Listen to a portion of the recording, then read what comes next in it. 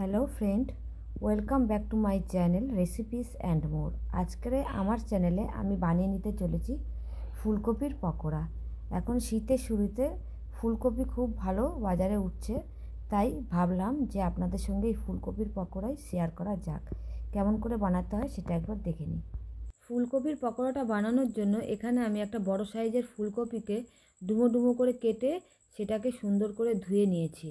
এবার এই ফুলকপিটাকে এই গামলার মধ্যেই কিছুটা জল দিয়ে এবং জলের মধ্যে অল্প একটু নুন দিয়ে সেটাকে আমি 5 থেকে 6 মিনিট মতন একটু ভালো করে ভাপিয়ে নেব। কারণ এই ফুলকপির মধ্যে নানা রকমের পোকামাকড় থাকতে পারে, তাই জন্য একটু ভাপিয়ে নিলে পরে ভালো হবে আর তাড়াতাড়ি পকোড়াটা ভাজাও সুন্দর হবে। দেখুন বন্ধুরা, আমি ভালো করে একটু 5-6 মিনিট মতন একটুখানি ভাপিয়ে নিয়েছি। এবারে এই ফুলকপিগুলো আমি জল ঝরিয়ে নেব।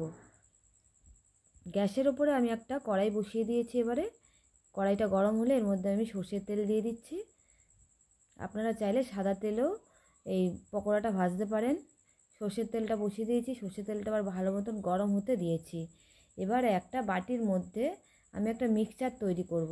এখানে আমি প্রথমে এই পকোড়াটা বানানোর জন্য আমি এখানে নিয়ে নিচ্ছি 8 থেকে 9 চামচ মতন বেসন। এখানে বেসনের বদলে আপনারা চালের গুঁড়ো দিয়েও বানাতে পারেন, আমি বেসন দিয়েই বানাচ্ছি।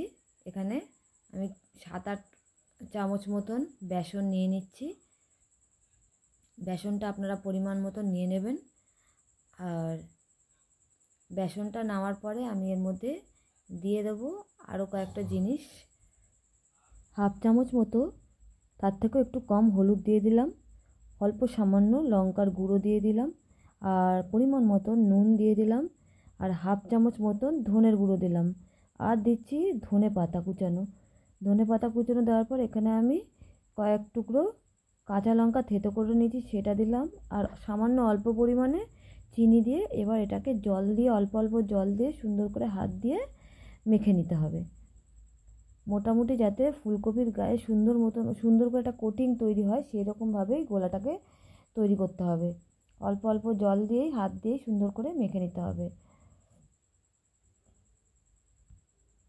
একবারে সব জল দিয়ে দিলে বেশি পাতলা হয়ে যেতে পারে, তাই বুঝে আমাদের জলটা দিতে হবে।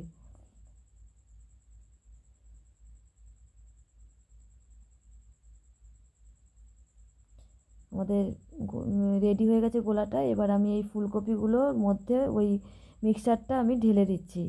বেসনের যে সেটা বানিয়েছি টেক্সচার, সেটা দিয়ে দিচ্ছি। এবারে এটা দিয়ে হালকা হাতে ফুলকপির সঙ্গে মেখে নিতে হবে, যাতে সব ফুলকপিগুলোর মধ্যে ভালোভাবে লেগে থাকে। এই বেসনের কোটিংটা যাতে সুন্দরভাবে হয় সেইভাবেই আমাদের হাত দিয়ে মেখে নিতে হবে। এবারে এটা মাখা হয়ে গেলে সোজাসুজি যে তেলটা গরম করতে দিয়েছি সেই তেলের মধ্যে আমাদের একটা একটা করে ফুলকপি দিয়ে ফুলকপিগুলোকে ভেজে নিতে হবে। দেখুন বন্ধুরা, তেলটা অলরেডি গরম হয়ে গেছে। এবার এই তেলের মধ্যে ফুলকপিগুলো একটা একটা করে ছেড়ে দিচ্ছি। এখানে কিন্তু আপনারা বেশি হাই হিটে স্টিমটা রাখবেন না, মিডিয়ামের থেকে একটু কম স্টিমে এই ফুলকপিগুলো ভাজবেন। তা না হলে কী হবে, বাইরেটা ভাজা হয়ে যাবে লাল লাল হয়ে, আর ভেতরে খেতে ভালো লাগবে না, কাঁচা থেকে যাবে। তার জন্য স্টিমটা লোয়ের থেকে একটু বেশি রাখতে হবে। সেইভাবে রেখে আমাদের একটু সময় নিয়ে ফুলকপির পকোড়াগুলো ভেজে নিতে হবে, তাহলে ফুলকপিগুলো খেতে খুব সুন্দর হবে। দেখুন বন্ধুরা, আমাদের ফুলকপির পকোড়ার একটা পিঠ হয়ে গেছে। এবারে এটাকে উল্টে আর একটা পিঠ ভাজার জন্য দিয়ে দিচ্ছি। এইভাবেই সব ফুলকপিগুলোকে ভেজে নিতে হবে। এই ফুলকপির পকোড়া আপনারা ভাত দিয়ে খাবেন, খেতে ভালো লাগবে। এমনি শুধু শুধু বিকেলের টিফিনে সস দিয়েও খেতে খুব সুন্দর লাগে। আপনারা ঘরে এইভাবেই ফুলকপির পকোড়া বানিয়ে খেয়ে দেখবেন, এখন শীতের সময় খুবই ভালো লাগবে।